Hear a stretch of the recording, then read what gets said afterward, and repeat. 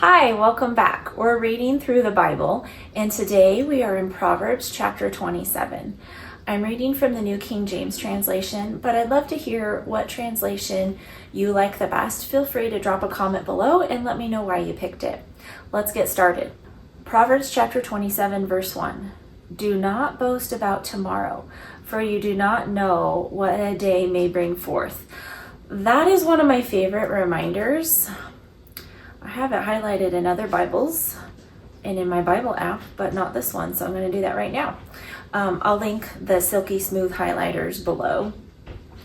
This is really important because, especially in this society where everything is performance driven and we all like to control today, tomorrow, and beyond, it says don't boast about tomorrow. Don't boast about your plans like, I'm going to do this, I'm going to do that. There's other parts in the Bible that will say, if the Lord wills it, I'm going to do this tomorrow.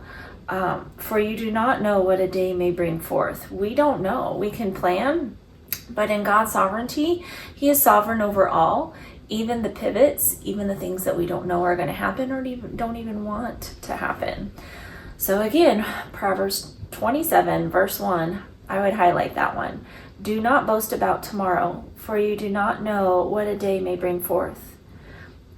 Verse 2, lest another man praise you, and not your own mouth, a stranger, and not your own lips. A stone is heavy, and sand is weighty, but a fool's wrath is heavier than both of them. Every time I think of this verse, like a stone is heavy and sand is weighty, I think, would I want to carry that when I'm swimming in water? Absolutely not. So a fool's wrath is heavier than both of them. It will basically make you drown. Verse 4, wrath is cruel and anger a torrent, but who is able to stand before jealousy?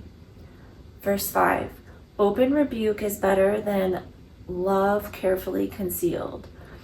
Faithful are the wounds of a friend, but the kisses of an enemy are deceitful. I kind of want to see the John MacArthur notes on this. Let me see if there are any. Let's see. Jealousy, the most uncontrollable sin. That's significant if he's noted it as the most uncontrollable sin. So if you have jealousy, run to Jesus on that one.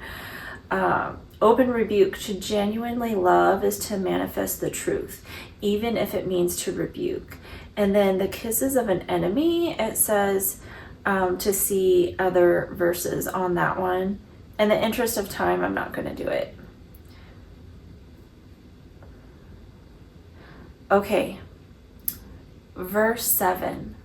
A satisfied soul loathes the honeycomb, just hates it. But to a hungry soul, every bitter thing is sweet. Like a bird that wanders from its nest is a man who wanders from his place. Okay, there are notes on this, so I want to read it. Verse 7, the luxury and indolence of wealth make the best things tasteless. It's hard, like, where do you go from there when you're used to all the luxurious things and they just become boring? While the hardworking person who hungers finds every bitter thing sweet. This proverb extends beyond food to things in general, which means so much more to those with little. And verse 8, the man who wonders, such are not only out of place, but off duty and in danger. Stay close to home is what it says. Okay, verse 9, ointment and perfume delight the heart, and the sweetness of a man's friend gives delight by hearty counsel. Verse 10, do not forsake your own friend or your father's friend, nor go to your brother's house in the day of your calamity. Better is a neighbor nearby than a brother far away. And this, in the notes, it says, adhere to tried and true friends. The ties of blood may be less reliable than those of genuine friendship. You know, there are some people who don't have siblings and they end up finding friends that are like chosen family to them. I think that's kind of what this is saying. The ties of blood may be less reliable than those of genuine friendship. Okay. Verse 11, my son, be wise and make my heart glad, that I may answer him who reproaches me. A prudent man foresees evil and hides himself. The simple pass on and are punished. Verse 12, no notes. Okay. Take the garment of him who is surety for a stranger, and hold it in pledge when he is surety for a seductress. Any notes on that? See, nope. Okay, verse 14. He who blesses his friend with a loud voice, rising early in the morning, it will be counted a curse to him. Okay, blesses his friend. Excessive flattery all day raises suspicions of selfishness. Like you're starting to question their motives. Okay. Verse 15. A continual dripping on a very rainy day and a contentious woman are alike. I kind of giggle at these. Like, this has been said multiple times in multiple verses. Like, dripping water is like a contentious woman. She's a nag. And the notes say this kind of woman is impossible to restrain or to tame. Verse 16. Whoever restrains her restrains the wind and grasps oil with his right hand. Have you ever tried to chase the wind or restrain it? Okay, verse 17. As iron sharpens iron, so a man sharpens the countenance of his friend.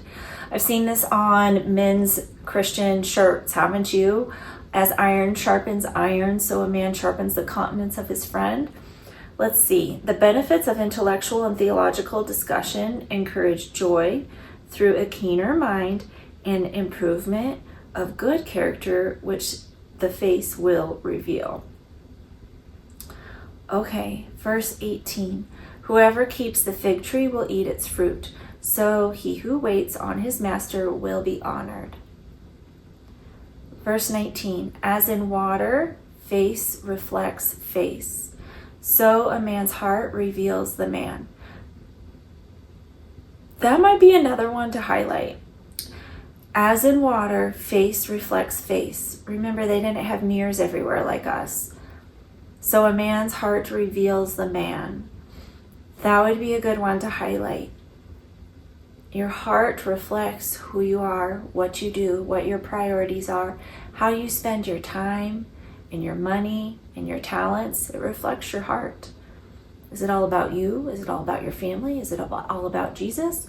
Is it a mix of those things? It reflects your heart. Verse 20. Hell and destruction are never full, so the eyes of man are never satisfied. The notes on that says, man's destruction are never filled up. They are insatiable as the place of eternal punishment, which never overfills. It's kind of a haunting reminder.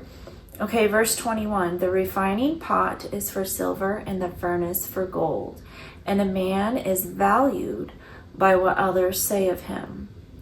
Though you grind a fool in a mortar with a pestle along the crushed grain, yet his foolishness will not depart from him. A bowl and a rod of stone, which were used to crush solid grain into powder, is what that mortar and pestle is. Okay, verse 23. Be diligent to know the state of your flocks. Excuse me. And attend to your herds. For riches are not forever, nor does a crown endure to all generations. Verse 25. When the hay is removed and the tender grass shows itself, and the herbs of the mountains are gathered in, the lambs will provide your clothing, and the goats the price of a field. You shall have enough goats, milk for your food, for the food of your household, and the nourishment of your maidservants. Let's see if there's any notes on that. Yes, this portion contrasts the common shepherd's labor and God's provision with the fleeting nature of uncertain riches and power. Since all lands reverted to the original owners every 50 years, flocks were the stable wealth. Can you imagine land going back to the original owner after 50 years, no matter what? So they put their wealth in the flocks. Only by care and diligence could they be perpetuated and profitable. God's providence aids this effort to properly use the blessings of the land. And that is Proverbs chapter 27. How did you guys do? Did you highlight anything? What stands out the most to you? Feel free to drop a comment below, and I will see you tomorrow for chapter 28.